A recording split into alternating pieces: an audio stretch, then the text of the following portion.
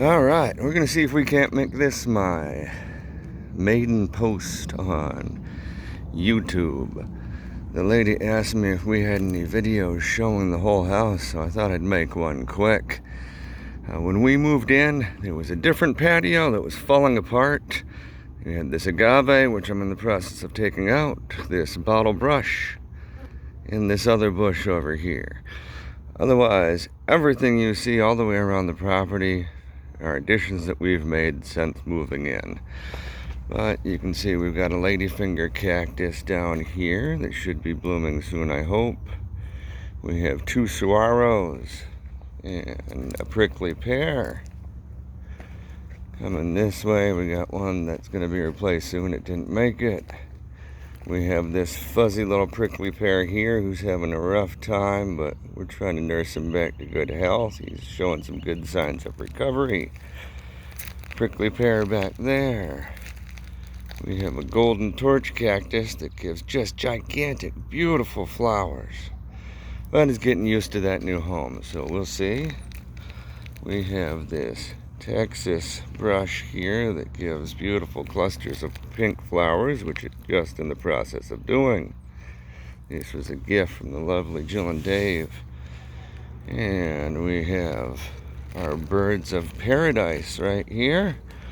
I just fixed them up. My wonderful lady brought home 10 bags of surprise mulch, so I've tried to put them to good use over the past couple weeks.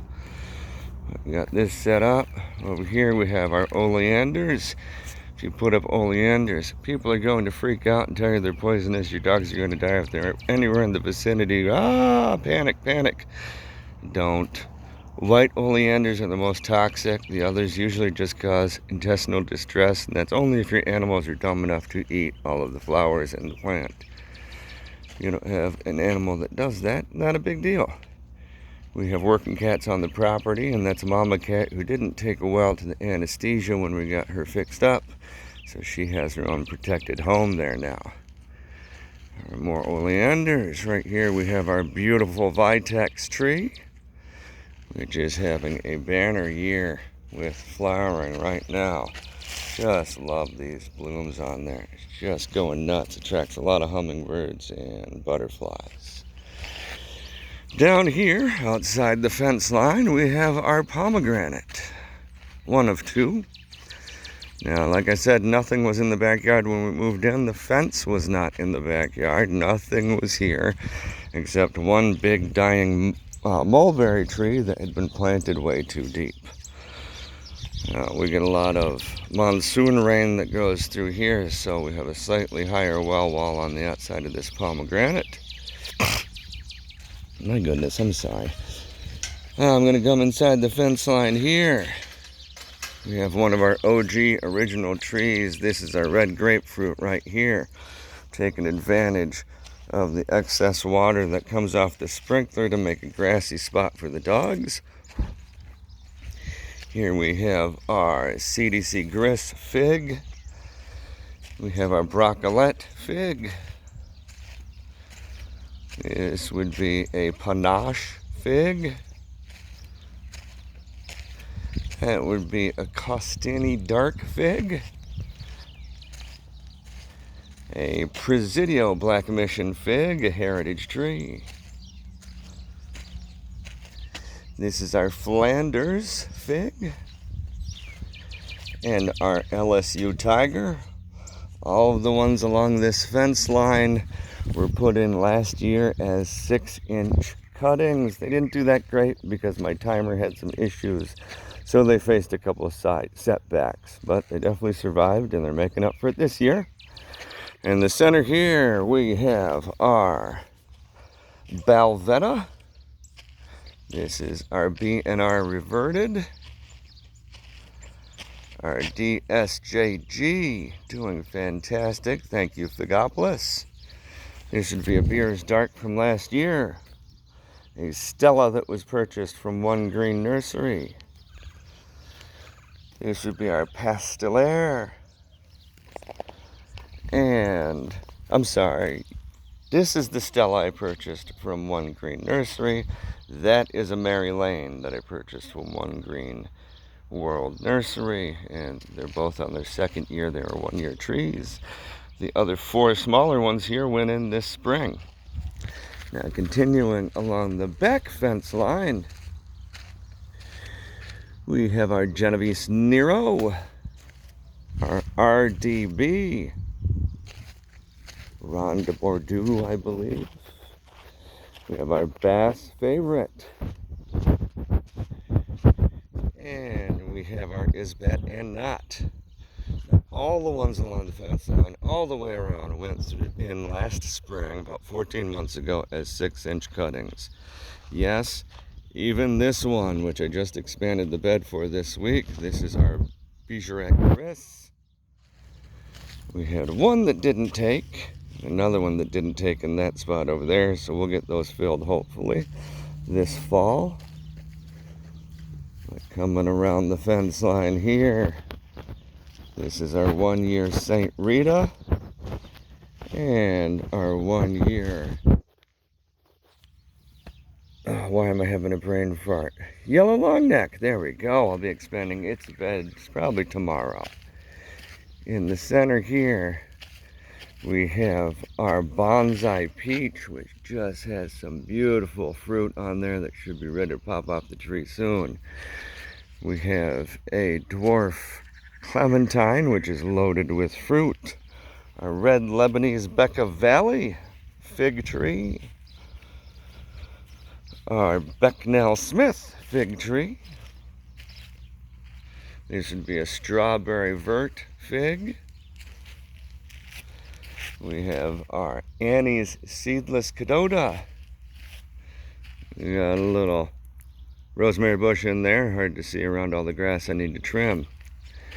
And we have our Brown Turkey OG, the original one that went in when a friend gave us a cutting. That's the one that got me hooked on figs. Now we're going to go out the back of the property here, and we have Scott set up. My best friend since forever and a day. Come on around here to see the rest of the orchard. On the left, we have Cara Orange. This would be our Hardy Chicago Fig. And our Violette de Bordeaux Fig, both also 1-year trees. This is another monster pomegranate. And this is our Beauty Plum, which if I would have pinched, probably would have given me more decent size, because you can see there's no shortage of plums on here. They're getting bigger and better every year. Oh, we also have our dwarf mandarin. Man, they're growing so big so fast this year with this wonderful irrigation. This is a no-name brown turkey. White Madeira #1. Fuji apple. And a mismarked honey fig that we got from Greener Things. Not real thrilled that it was mismarked, but it is what it is. We also got some prickly pear out here that were planted from a fallen arm on one of our other big ones that I planted. Here we have some ocotillo, which are just beautiful. They flower at the very tip. I mean, they can easily get 10 feet tall. We got more prickly pear startups here from arms that had fallen. Another ocotillo. And then you can see we're at the edge of the orchard here. Here we have our cactus garden and our natives. So you have, a little hard to see here, we have 3 desert willows in here. We got 1, 2, and 3 on the other side for the trifecta. Otherwise, this is pretty much our cactus garden. We had 2 big arms fall off, and I've just had confirmation when one got moved by someone that they are rooting underneath. So I've been watering them for 2 months, the spot underneath them. they will root and hopefully turn into 2 more big ones right next to it there. Fill out this, make a wall, I'd be happy. But we have a lot of the purple ones in here. You can see some of the purple ones are very green when they first start out with their petals, or when they're very happy and super hydrated. They tend to get less purple, like this guy here, who's more pale because he's been getting watered. Actually, they're all kind of pale right now, so I'm happy. That means they've been getting watered well. This guy's got some brand new petals on there. That's what we want to see.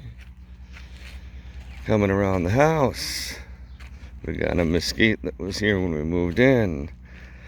A red push pistache down here that unfortunately was here when we moved in because the knuckleheads planted it over the septic system, and I'm in the process of cutting it down.